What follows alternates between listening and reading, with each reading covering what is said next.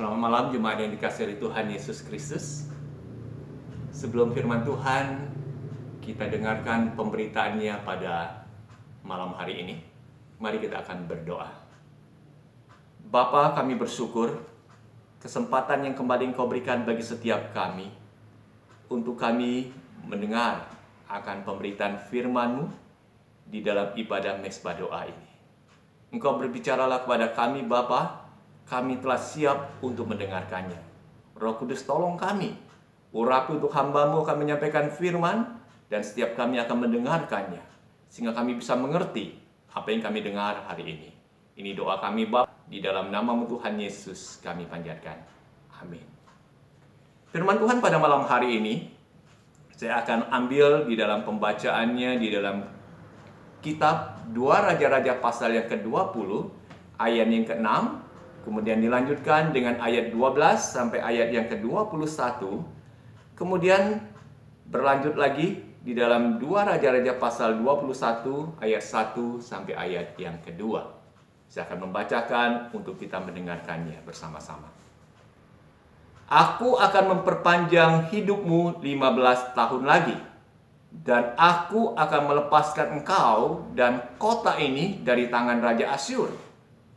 Aku akan mengagari kota ini oleh karena aku dan oleh karena Daud hambaku. Pada waktu itu, Merodak Baladan bin Baladan, Raja Babel, menyuruh orang membawa surat dan pemberian kepada Hizkia, sebab telah didengarnya bahwa Hizkia sakit tadinya.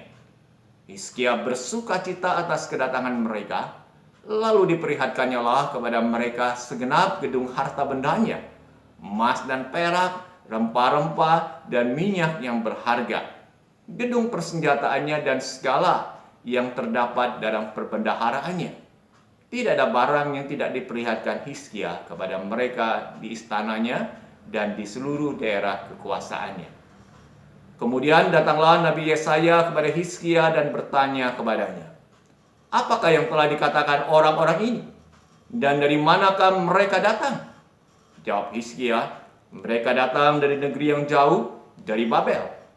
Lalu tanyanya lagi, apakah yang telah dilihat mereka di istanamu? Jawab Hizkia, semua yang ada di istanaku telah mereka lihat. Tidak ada barang yang tidak kuperlihatkan kepada mereka di permandendaraanku. Lalu Yesaya berkata kepada Hizkia, dengarkanlah firman Tuhan. Sesungguhnya suatu masa akan datang bahwa segala yang ada dalam istanamu dan yang disimpan oleh nenek moyangmu sampai hari ini akan diangkut ke Babel. Tidak ada barang yang akan ditinggalkan, demikianlah firman Tuhan. Dan dari keturunanmu yang akan kau peroleh akan diambil orang untuk menjadi sida-sida di istana Raja Babel. Hizkia menjawab kepada Yesaya, sungguh baik firman Tuhan yang engkau ucapkan itu. Tetapi pikirnya, asal ada damai dan keamanan seumur hidupku. Selebihnya dari riwayat Hizkia, segala kepahlawanannya dan bagaimana ia membuat kolam dan saluran air dan mengalirkan air ke dalam kota, bukankah semuanya itu tertulis dalam kitab sejarah Raja-Raja Yehuda? Kemudian Hizkia mendapat perhentian bersama-sama dengan nenek moyangnya, maka Manasye anaknya menjadi raja menggantikan dia. Manasye berumur 12 tahun pada waktu ia menjadi raja. Dan 55 tahun lamanya ia memerintah di Yerusalem. Nama ibunya ialah Hepzibah. Ia melakukan apa yang jahat di mata Tuhan, sesuai dengan perbuatan keji bangsa-bangsa yang telah dihalau Tuhan dari depan orang Israel. Demikianlah pembacaan firman Tuhan yang berbahagia kita yang membaca, merenungkan, dan yang melakukan dalam hidup kita. Malam hari ini firman Tuhan yang akan saya sampaikan mengambil tema mengisi hari-hari hidup. Kalau kita merenungkan kembali perjalanan hidup yang kita jalani sampai sekarang ini, itu semata-mata karena anugerah Tuhan yang Tuhan berikan bagi kita. Seringkali kita menganggap bahwa hidup yang masih Tuhan berikan itu semata-mata karena saya yang kuat, karena saya yang hebat, karena saya berpantang ini dan itu, maka saya mendapatkan umur panjang. Padahal kalau kita mau jujur, orang-orang yang hidupnya begitu sangat disiplin, begitu sangat ketat di dalam menjaga pola makan, tahu-tahu umurnya nggak panjang. Jadi ketika kita masih mendapatkan hidup ini, masih mendapatkan kesempatan untuk menjalani hidup, itu semata-mata karena anugerah Tuhan buat kita. Tinggal persoalannya apakah yang akan kita lakukan dalam hidup yang Tuhan berikan ini.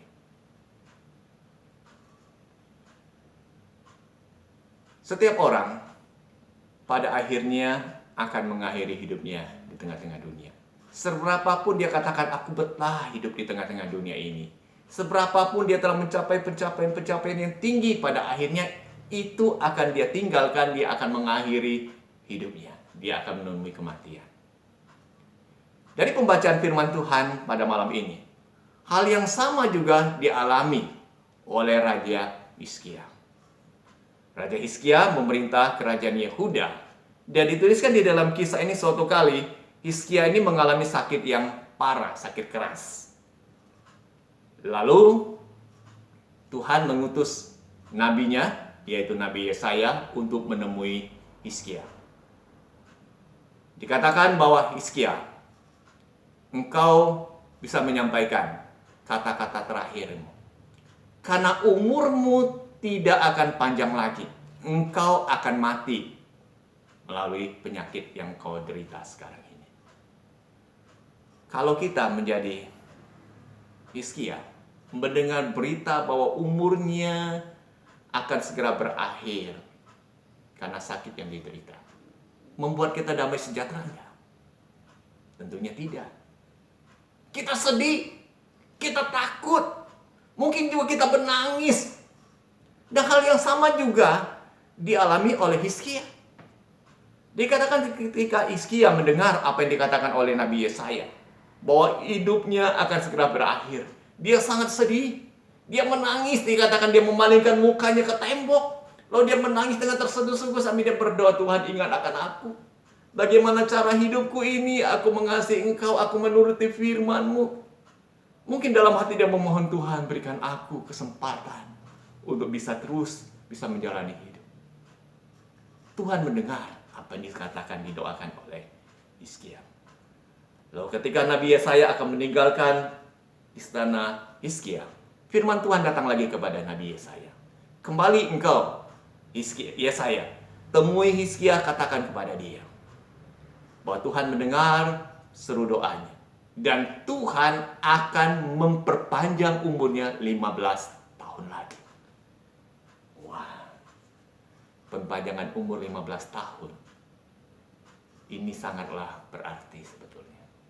15 tahun bukan waktu yang terlalu panjang, juga bukan waktu yang terlalu pendek.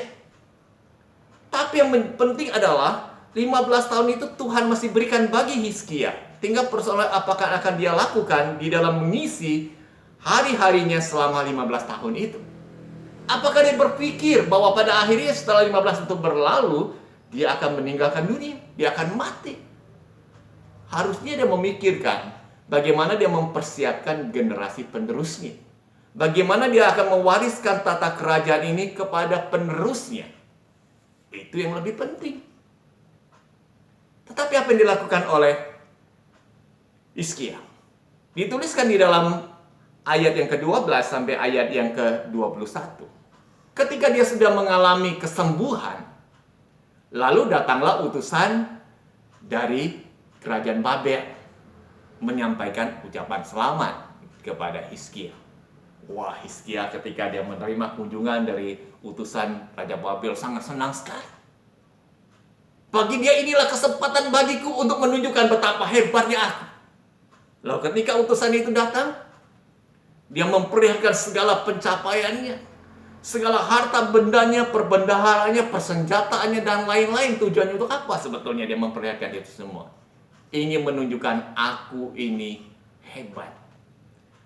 Aku ini kuat. bisa mencapai pencapaian seperti itu? Ketika utusan Raja Babel pulang ke negerinya, Tuhan kembali mengutus hambanya, Nabi Yesaya, untuk menemui Hizkia. Lalu Yesaya bertanya kepada Hizkia, siapakah mereka itu? Hizkia jawab, mereka adalah utusan dari Raja Babel. Terus tanya lagi, apa yang telah mereka lihat di istanamu? Mungkin Hizkia dengan bangga, aku telah memperlihatkan segala sesuatu kepada mereka. Apa yang aku punyai di dalam kerajaan aku telah perlihatkan kepada mereka. Mungkin bagi dia ini adalah sebuah kesempatan aku bisa banggakan pencapaianku. Tapi Yesaya katakan, apa yang kau lakukan itu satu hal yang sebetulnya salah. Tuhan menyampaikan firman-Nya. Apa yang kau telah lakukan, engkau memperlihatkan segala yang di kerajaanmu ini, suatu saat akan diangkut ke Babel. Apa yang ada di dalam kerajaanmu suatu saat akan diambil oleh Raja Babel. Dan anak-anakmu juga akan diambil oleh Raja Babel. Hizkia katakan, sungguh baik firman Tuhan. Tapi pikirnya, asal jangan terjadi pada zamanku. Itu tidak apa-apa. Biar orang lain mengalami itu. Yang penting aku tidak mengalami. Wah, sungguh terlalu. 15 tahun perpanjangan yang Tuhan berikan bagi dia. Bukan dia isi untuk mempersiapkan generasi penerusnya. Tapi dia ingin membanggakan hasil pencapaian dia. Sehingga di dalam ayat-ayat berikutnya kita lihat bahwa manusia seberapapun dia hebat dan kuat, pada akhirnya dia akan menemui yang namanya kematian. Betul. Hizkia juga pada akhirnya ketika perpanjangan 15 tahun itu sudah dia jalani, dia akan menuju kepada kematian itu. Tinggal persoalannya, selama 15 tahun itu, apakah dia sudah mempersiapkan generasi penerusnya akan meneruskan tahta kerajaan Yehuda? Ternyata tidak. Ketika Hizkia mati, dia digantikan oleh anaknya namanya Manasye. Dan yang menarik kalau kita baca di dalam kisah ini, Manasye ketika dia menjabat sebagai raja menggantikan ayahnya, umurnya masih 12 tahun. Masih anak-anak. Lalu kita hitung kembali. Sejak Hizkia sakit, sampai anaknya memerintah pada umur 12 tahun. Berarti, wah, sebetulnya waktu yang cukup untuk dia mempersiapkan anaknya ini. Dia sakit, parah. Lalu, 3 tahun setelah dia sembuh, anaknya lahir. Manasye lahir. Waktu 3 tahun harusnya dia bisa isi untuk mempersiapkan kelahiran anaknya ini. Terus ketika anaknya lahir, 12 tahun dia jalani bersama-sama dengan anaknya. Sampai pada akhirnya Hizkia itu mati. Apakah dia sudah mempersiapkan anaknya dengan membimbing anaknya untuk hidup taat kepada Tuhan, untuk hidup mengasihi Tuhan karena dia akan menjadi raja yang akan memerintah atas umat Yehuda ini? Tapi kayaknya dia abaikan itu. Dia lalaikan itu. Yang seharusnya anaknya itu hidup dekat Tuhan, justru hidup yang jahat dan menyakitkan hati Tuhan. Dia tidak berpikir sebetulnya bahwa anaknya ini akan memerintah kerajaan Yehuda dalam jangka waktu berapa lama. Dan kalau kita baca di dalam ayat yang kedua dari 2 Raja-Raja pasal yang ke-21 ini, Raja Manasye memerintah atas kerajaan Yehuda selama 50. Ya, dikatakan di dalam ayat yang kedua ini, dikatakan ayat yang pertama 55 tahun.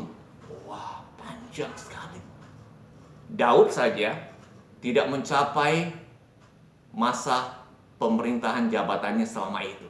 Daud itu hanya 40 tahun dia memerintah. Tapi Manasye memerintah selama 55 tahun. Panjang. Tapi apakah selama 50 tahun yang dia lakukan, yang dia isi hidupnya itu, dikatakan dia melakukan hal yang jahat? Dia hidup menurut bangsa-bangsa yang telah dihalau oleh Tuhan. Perbuatan-perbuatan keji. Sangat menyakitkan sekali. Sikap Raja Manasye ini membuat umat Allah, orang-orang Yehuda, terjerumus kepada tindakan yang menyakitkan hati Tuhan.